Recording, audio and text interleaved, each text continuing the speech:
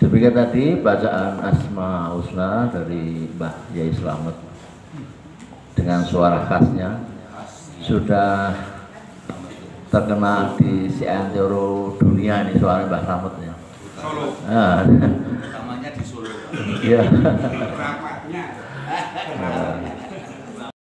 Baik, kita mulai. Assalamualaikum warahmatullahi wabarakatuh. Waalaikumsalam.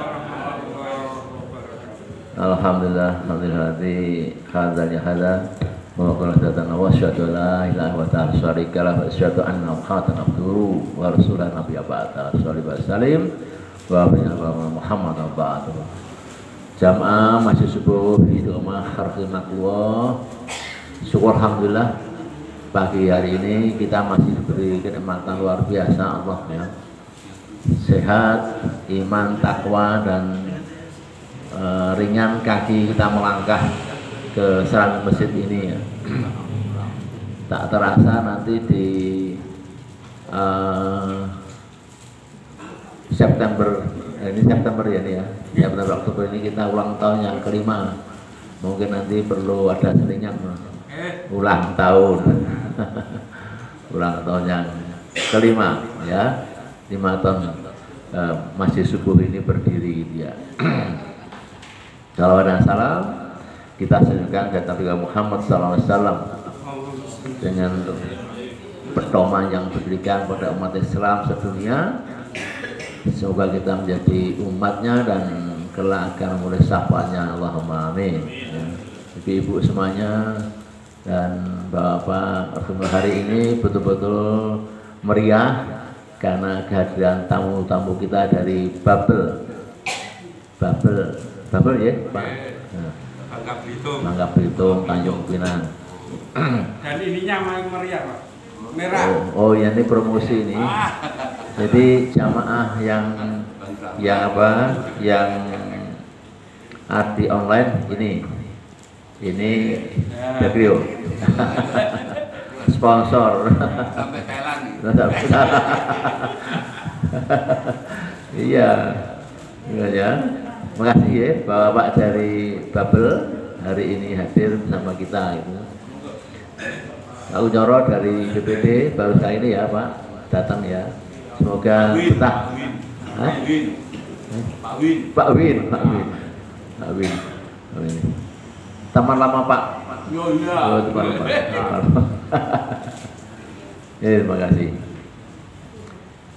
Bapak Ibu sekalian, baik yang online pada pagi hari ini meneruskan kajian yang lalu tafsir. Memang kita masih membahas masalah Al-Baqarah 231 sampai 240 itu isinya sebagian adalah antara talak, rujuk dan uluk ya. Itu mari sama-sama kita simak. Kalau membaca itu kecil matanya pusing ya Pak Nur, lupa kacamata. Ibu-ibu lihat di sini sama ya. Ada beberapa lembar slide yang bisa menyimpulkan pada kesempatan pagi ini apa saja yang kita bahas atau ringkasan dari tafsir pada pagi hari ini. Ya. Tafsir Al-Baqarah 231-240 ringkasannya apa saja? Nah, ini ringkasannya. Talak rujuk itu haknya suami ya. Kita perlu paham agar kita tidak melakukan. Kalau udah tahu aturan berarti kita harus paham tuh Pak. Paham. Lalu lintas di jalan itu paham aturan lalu lintas. Yang ujian SIM juga begitu. Seyogianya kalau udah punya SIM jangan dilanggar marka jalannya, lampu traffic light itu kan. Artinya kalau kita sudah paham aturan-aturan hukum, dalil-dalilnya apa, apalagi akhirat, nggak boleh kita itu melanggar. Misalkan ya, kalau kita tahu talak, tahu rujuk, hak suami dan kuluk itu haknya istri, ya jangan dilanggar. Ya, itu arti penting kita belajar dalam agama ini. Kalau tahu justru akan digunakan, berarti apa namanya? Ibu senjata makan tua. Ya, guru melanggar. Berarti guru ini salah ya, melanggar ya. Nah, saya termasuk guru, saya nggak boleh melanggar, ya, saya guru. Suami wajib penuhi nafkah saat talak, ketika terjadi talak ya. Maka suami tetap wajib memberikan nafkah pada istri dan pada keluarga. Dari survei yang saya adakan secara limited pada jamaah-jamaah saya di beberapa kota, itu ternyata kebanyakan talak turun itu akibat dari ketidakadilan dalam rumah tangga.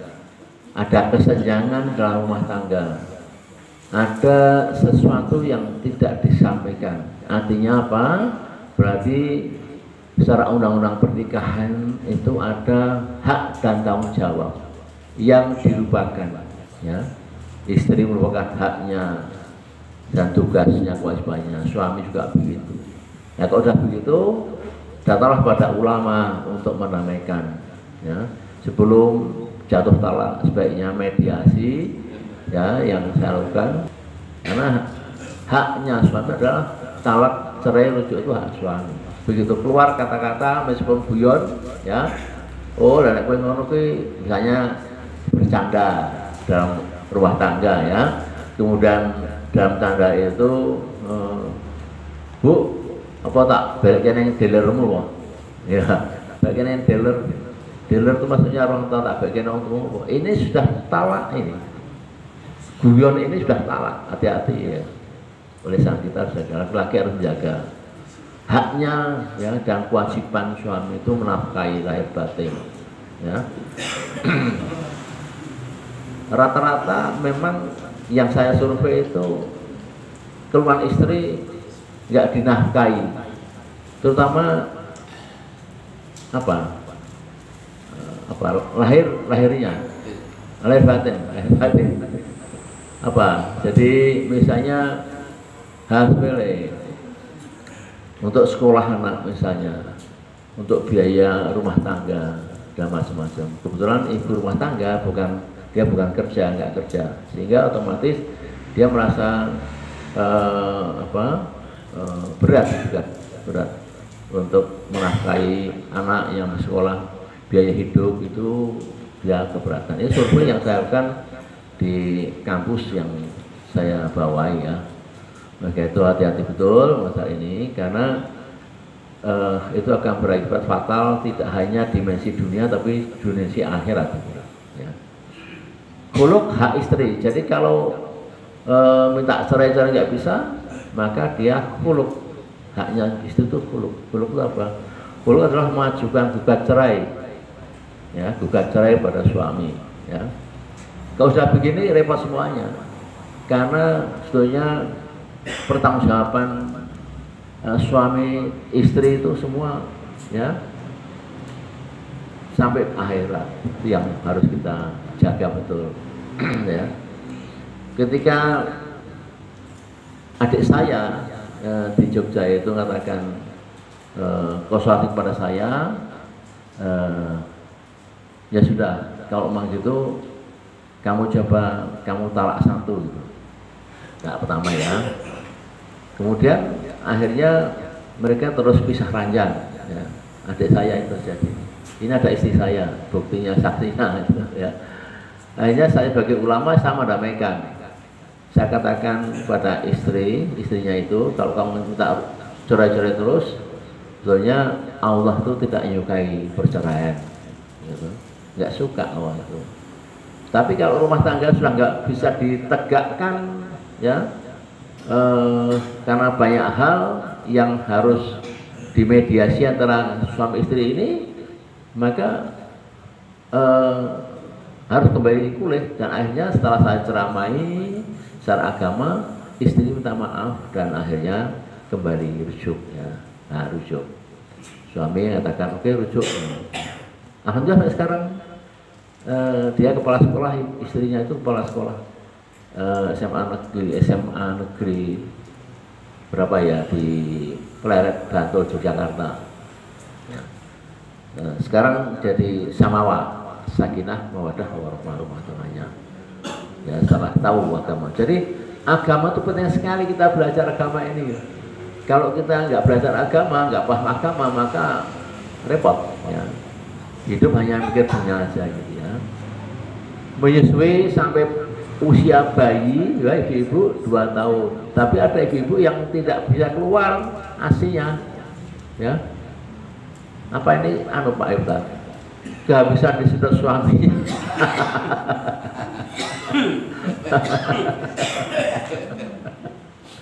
Ya, ini guyonnya gitu ya.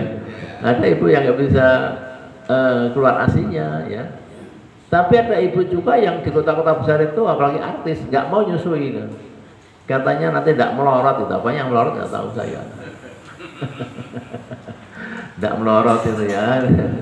Itu ya. Jadi apakah bayi itu nggak nyusui terus melorot itu, Mbak? Tapi kok suami yang gitu kok nggak melorot, malah tambah kencang gitu ya. Lu ilmu apa genealogi mengatakan bahwa semakin istri itu digitukan suaminya, semakin wajahnya tuh cerah ceria itu ya, nampak muda itu. Suami juga begitu. Ibu percaya bahwa itu ada ilmu kedokteran begitu gitu.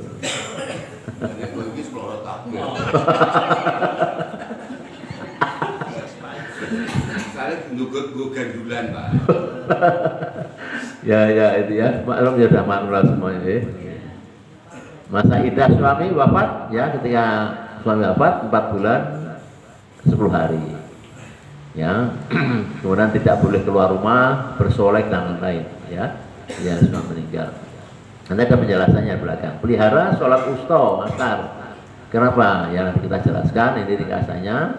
Dan terakhir sholat khauf sambil jalan di atas motor atau di atas kendaraan, di atas onta misalnya, di atas kuda itu bisa ya, sambil pakai sepatu kuda macam-macam. Oke, kita akan buka satu persatu. The power of communication dalam Islam disebut fa'yakul khairat awliyasmud, kata Nabi. Jadi ucapan itu harus mengandung nilai-nilai yang bisa menyempurnakan akhlak ya. Bagaimana tugas Nabi, innama itu innama karena akhlak. Jadi ucapan dan perbuatan itu harus bisa memberikan satu nilai-nilai yang positif kepada siapapun, yang pada keluarga, tetangga, pada semua orang ya. Begitu Kak, dari lisan itu bisa muncul talak, rujuk dan kulub ya. Sikap perbuatan pasangan itu bisa muncul talak, rujuk dan kulub kalau tidak menggunakan fa'ikul khairat awliyasmud ya. Bahkan ada yang KDRT ya. KDRT ya. KDRT itu apa, harus suami pada istri.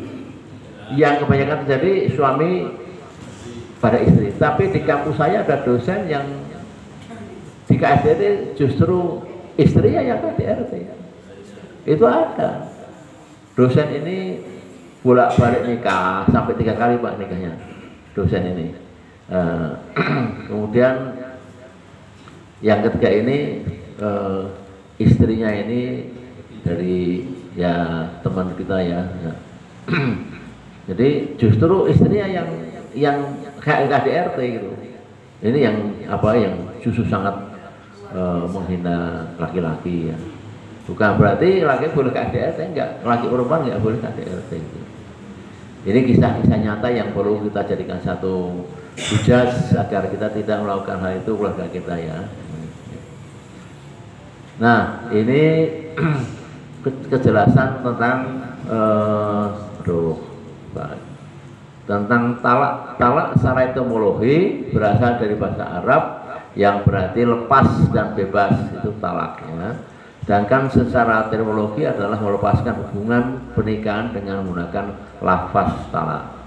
Lafaz talak itu banyak macam-macam ya. Rujuk berasal dari kata rajasa dan berarti kembali, rujuk kembali. Itu juga hanya suami.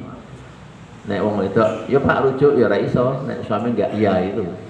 Maka keluar talak, keluar rujuk itu dari sang suami gitu ya. Kepada pernikahan dari cerai yang bukan talak bain selama masih dalam masa iddah. Jadi rujuk itu dalam masa iddah ya, itu bisa terjadi, namanya rujuk ya. Dan khuluk adalah melepaskan atau meninggalkan, yang disebut menanggalkan karena pasangan suami istri diibaratkan dengan pakaian bagi satu sama lain. Dalam Quran begitu ya, dalam surat Al-Baqarah 187, istri dan suami itu bagian pakaian. Ya. Kalau pakaian dilepas berarti ya lepas juga gitu ya ikatan itu. Nah, khuluk ini hanya istri. Istri dia melakukan khuluk ya, karena minta cerai nggak pernah dikasih, suami nggak pernah bilang talak, nggak bilang cerai, maka istri punya hak khuluk ya. Gini. Nah, Allah itu sangat adil ya. Jika suami diberi hak talak dan rujuk, maka istri diberi hak khuluk ya. Wahai mukmin, mukminat, sadarlah sebelum terjadi TRK. TRK itu talak, rujuk dan khuluk ya. Di atas, sebab Allah sangat membencinya. Jadi orang cerai itu Allah membenci gitu. Tapi lebih benci lagi Allah kalau dalam rumah tangga itu nggak pernah akur, nggak pernah ada kata yang harmonis yang bisa rumah tangga itu nyaman, itu lebih benci lagi Allah ya. Cerai dibenci, talak dibenci oleh Allah, tapi lebih benci lagi Allah kalau di rumah tangga itu tidak ada kedamaian, karena terus tidak ada sesuatu yang bisa dijadikan ajang silaturahmi ya. Anaknya jadi berantakan, suami istri selalu tengkar, anaknya mendengar ya. Akhirnya apa yang terjadi? Anak tuh ada satu pembelajaran, wah bapak ibu akur, gelut terus itu kan macam-macam. Ini sangat-sangat dibenci Allah gitu. Maka kata Nabi, kalau mau tengkar ya ketika anak-anak nggak ada itu kan. Gimana caranya? Apa ning sawah dhewe Pak? Sawah woloro tengkar itu. Di kamar. Di kamar. Di kamar tengkar ya. Itu ya. Jadi maka muhasabah diri, sudahkah hak dan kewajiban masing-masing. Ini yang penting, karena surveinya membuktikan hak dan kewajiban itu banyak yang dilalaikan. Suami lalai, istri juga lalai. Dan ini yang menyebabkan banyak perceraian di situ dari survei yang saya lakukan ya. Jika engkau disebut Islam kafah, buktikan bicara dan bersikap yang ma'ruf, hindarkan arogansi, apalagi menyakiti secara fisik atau KRT. Ingatlah beban pertanggungjawaban di akhirat sangat berat, terlebih suami adalah pemimpin keluarga. Kulukum ra'in wa hukum mas'ulun an ra'atihi al-imam. Ya, itu apa? Setiap pemimpin akan dimintai pertanggungjawaban atas yang dipimpinnya. Ya, rumah tangga itu pemimpinnya suami. Nek suami nggak benar pemimpinnya, maka dia akan diminta pertanyaan Allah kelak yaumul akhir. Ya, istri pemimpin rumah tangga suami. Kalau dia tidak bisa pemimpin rumah tangga, le masak, le menyajikan, le bersolek untuk suami, kemudian mendidik anak terutama ya. Ini juga pertanggungjawaban berat juga si istri ya. Maka sama-sama semua harus ada keseimbangan dalam hak dan kewajiban ya. Adil. Tapi yang paling berat memang tugas suami. Suami itu memimpin betul-betul harus bisa memberikan satu solusi terhadap seluruh masalah anak, masalah istri. Solusinya adalah suami. Ketika suami datang selesai semuanya. Ya, itu harapan dalam agama Islam seperti itu ya. Ini ayat yang menjelaskan tentang kewajiban ibu menyusui bayi sampai 2 tahun tadi ya. Ibu menyusui bayi 2 tahun ya minimal, ini perintah Allah. Kewajiban suami menafkahi zahiran wal batinan. Jadi suami harus menafkahi zahiran wal batinan. Itu juga kewajiban sesuai dengan Quran surat Al-Baqarah ayatnya 233 ya. Kemudian masa iddah perlu kita jelaskan ya.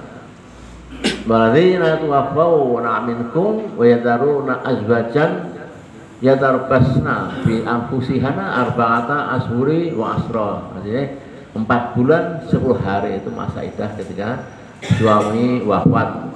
Kita wafat itu wafat ya. Kemudian Ashur itu 40, Asron itu 10. Ya. Ini penjelasan yang tadi itu. Kemudian dari ini ada sesuatu yang sangat istimewa ya dalam ayat ini. Kenapa? Karena di penelitian orang-orang sekuler barat itu gara-gara masa idah ini masuk Islam ya. Banyak sekali ya. Kenapa? Karena mereka itu nggak mengenal masa idah. Cerai ya nikah lagi, cerai ya begitu hari ini cerai ya nanti siang udah nikah lagi dengan yang lain, baik putri atau putra. Ini yang nggak boleh dalam agama, karena binnya itu yang susah nanti. Ya, kepastian hamil atau tidak itu dibuktikan lewat 4 bulan 10 hari. Ya, kepastian garis keturunan nazab itu penting sekali. Binnya siapa? Bin si Fulan apa bin Falan bin Amir itu kan ada. Kalau dibuktikan di dokteran ternyata memang 4 bulan 10 hari. Maka orang-orang barat yang kagum dengan Islam akhirnya masuk agama Islam bersyahadat ya. Contoh lain Yunus 11 ya, Firaun itu ketika muminya Firaun itu dibawa ke Prancis, banyak profesor yang masuk Islam karena ternyata dia memang terbukti tenggelam di laut, tulang-tulangnya mesti mengandung garam ya. Dia bersyahadat. Jadi Allah ciptakan sesuatu yang kadang kita nggak paham, tapi Allah yang paham ya. Allah paham. Suriah hancur lebur, negara yang sekarang ya, hancur lebur. Akhirnya penduduknya lari ke Jerman, ke Kanada, ke mana-mana Eropa. Sekarang Islam di sana berkembang bagus ya, dari orang-orang Suriah. Apa kita paham sebelumnya? Nggak pernah paham. Ternyata warga Suriah di negara barat itu menjadi tokoh-tokoh Islam dan menjadi ada yang jadi wali kota dan macam-macam. Ini kan hikmah positif, ternyata Allah mengembangkan ajaran Islam begitu. Maka sekarang ini survei membuktikan oleh orang barat, Islam agama nomor wahid sekarang ini. Jumlah penduduknya di dunia itu sekitar 8,8 miliar dan Islam termasuk penduduk yang terbesar di dunia ini sekarang ini ya. Itu sudah menjadi prediksi bahwa Islam akan menjadi agama yang nomor wahid, nomor 1 ya, jumlah penduduknya.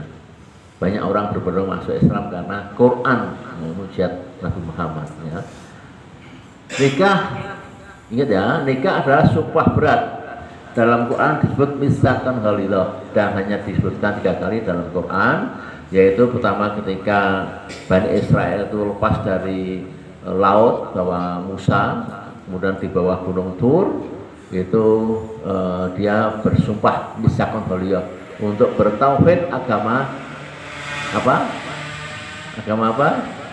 Musa, agama Yahudi. Agama Yahudi, tapi lafaznya Islam tauhid ya. Tapi itu ternyata cerai-berai ya. Yang kedua disebut misalnya ketika manusia biasa diangkat menjadi nabi dan rasul ya. Dan yang terakhir ketika pasangan calon suami istri itu dijadikan satu nikah ya. Nikah sesuatu yang sangat berat, hati-hati ya. Jangan sampai talak cerai ini. Ingat, kita tuh hidupnya sebentar. Nah, sebentar. Mungkin nanti malam kita sudah nggak tahu, besok masih hidup enggak ya. Kalau kita sampai cerai berai, ini Allah membenci dan sumpah berat itu dilanggar. Berarti misaqan ghalidhah adalah pertemuan 2 pasang laki dan perempuan ini menikah itu termasuk misaqan ghalidhah, sumpah berat. Hanya 3 kali dalam Quran disebutkan. Kalau kita melanggar itu berarti melanggar sumpah Allah, sumpah Nabi. Ingat hati-hati ya, jangan sampai terjadi perceraian ya. Kalau bisa sebelumnya itu ada mediasi yang dilakukan oleh para ahli ilmu, para ilmi yang netral, tidak memihak sana sini, yang netral, itu yang paling bagus. Okay?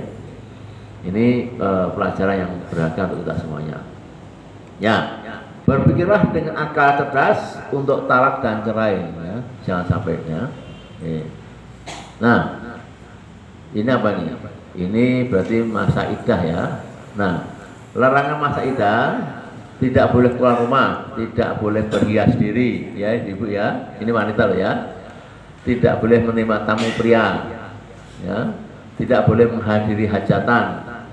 Larangan di atas adalah nas Al-Quran, namun dalam kondisi darurat boleh dilakukan dengan syarat tertentu, yaitu keluar rumah boleh ditemani dengan mahramnya, ya. Berhias hanya di dalam rumah, boleh nggak? Boleh. Ya. Tamu prianya adalah saudara dari jauh, kakak atau adik, mahram, paman, pakde, boleh. Ya, lima tamu itu boleh ya. Hadir dalam hajatan bersama mahramnya, misalnya ada orang wafat, tetangga wafat, didampingi mahramnya, masih boleh. Yang nggak boleh adalah sendirian, bersolek, kemudian jalan-jalan pergi ke majelis pengajian pun nggak boleh. Ya, itu nas Quran begitu. Tapi kalau ada mahramnya, adik kandung, kakak kandung, itu boleh. Ya. Ya.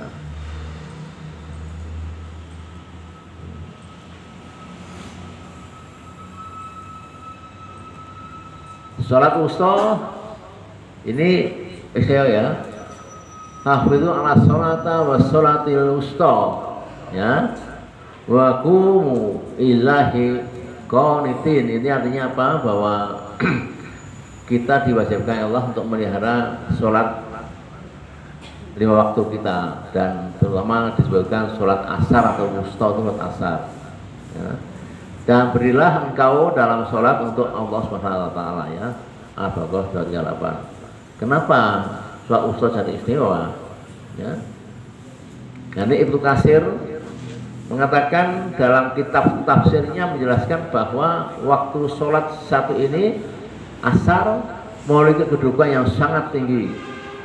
Rasulullah SAW pernah bersabda menyampaikan kepada para sahabatnya, barang siapa yang sengaja meninggalkan sholat asar, ya, sholat wusta, maka akan terhapus semua amalnya.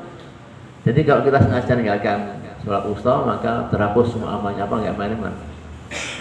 Nah, gitu ya. Ini dalam hadis lain dikatakan bahwa sholat asar itu sholat yang disaksikan oleh malaikat yang menjaga kita, yang bertugas siang dan malam, ya. Bergantinya shift malaikat malam dan malaikat siang ini pada asar dan pada saat duha seperti ini, ya. Maka subuh juga termasuk waktu yang mahal, prime time. Asar subuh itu prime time karena di sini tuh banyak malaikat yang akan berpisah bergantian shiftnya, itu kumpul semua, ya. Itu kumpul semua menyaksikan dan dia melapor pada Allah. Meskipun Allah paham siapa yang hadir dalam pengajian, ya, itu Allah sudah paham. Itu ya. Kemudian sholat kau yang terakhir adalah sholat yang dilakukan ketika berada dalam kondisi bahaya, perang misalnya, ya, terjadi bencana macam-macam. Nah, sholat ini dilakukan dengan apa? Dengan pakai sepatu, dengan membawa senjata bergantian, ya, bahkan hanya dengan isyarah, ya, dengan kiblatnya yang berputar-putar, ya, itu boleh, ya, sholat wusta, ya. Ya, darurat sifatnya. Kemudian boleh pakai sepatu, boleh sambil berjalan, ya. Boleh tidak berkiblat, ya. Boleh sambil naik motor, mobil, naik kuda, unta dan sebagainya, ya. Itu boleh. Ini karena memang ada dasarnya, ya. Ya, fa'in khiftum farijala aw rukaban fa idza amantu fadhkurullaha kama alamtu ma lam takun ta'lamun. Jadi ketika sudah ada waktu yang tidak lagi darurat, sempurnakan sholat kita, ya. Kita pernah pergi haji, yang pernah pergi haji oleh mutawif kita di pesawat suruh sholat dengan tayamum, ya, di kursi sandaran kita pesawat, karena perjalanan 12 jam dari Indonesia ke Jeddah melawan angin, ya, 12 jam. Kalau kembalinya hanya 9 jam karena dibantu angin. Nah, ketika di pesawat kita mengatakan sholat tayamum jamak terus, ya. Tapi nanti sempurnakan sholatmu ketika turun di Masjid Jeddah. Di bandara itu kita sempurnakan sholatnya, ya, wudhu biasa seperti biasa itu. Itu ya, maksudnya betul maksudnya. Jadi darurat tetap sholat, tapi kondisinya aman kita harus menggunakan dengan sholat seperti biasanya. Ya. Jadi maka ingatlah Allah seolah sebagaimana Dia telah mengajarkan kepadamu. Ini maksudnya sholat yang normal. Setelah darurat, setelah selesai acara tidak ada ancaman, maka sholat yang normal biasa. Ya. Nah, closing statementnya yang pertama, menuju akhirat butuh ilmu. Ya, kenapa orang-orang teman-teman kita masih tabligh ini jauh-jauh dari Bangka Belitung, ya. Nanti Pak Ustadz itu Rosyad itu kemana-mana nggak pernah pulang. Itu kan dalam apa cari ilmu, mengamalkan ilmunya itu. Tapi betul-betul dapat ilmu ya. Dapat ilmu betul dan diamalkan. Itu menuju akhirat. Jadi orang masjid tabligh itu tentunya perjalanan menuju akhirat. Konsisten dengan ilmunya, ya, yang dicari. Menuju akhirat butuh ilmu, ya. Ilmu hanya didapat ketika masih kita bernafas ini, ya. Gunakan ketika masih bernafas ini untuk cari ilmu sebanyak-banyaknya, karena hanya bekal itu yang kita dapatkan untuk menghadap ke Allah. Siapa yang konsisten mencari ilmu akhirat, dialah yang disayang Allah. Ya. Semoga kita semuanya, ya, sayang Allah. Ya. Gunakan luangmu mumpung belum datang sempitmu. Ya. Gunakan sehatmu sebelum sakitmu, ya, untuk mencari ilmu. Mari berlomba untuk mampu berucap man akhiri kalamihi, ya, la ilaha illallah taqwal jannah. Itu yang kita cari, itu kan, betul nggak? Tanpa amal kita nggak bisa bicara seperti itu. Demikian, terima kasih, sampai jumpa lagi di Sabtu yang akan datang. Kurang lebih mohon maaf. Assalamualaikum warahmatullahi wabarakatuh.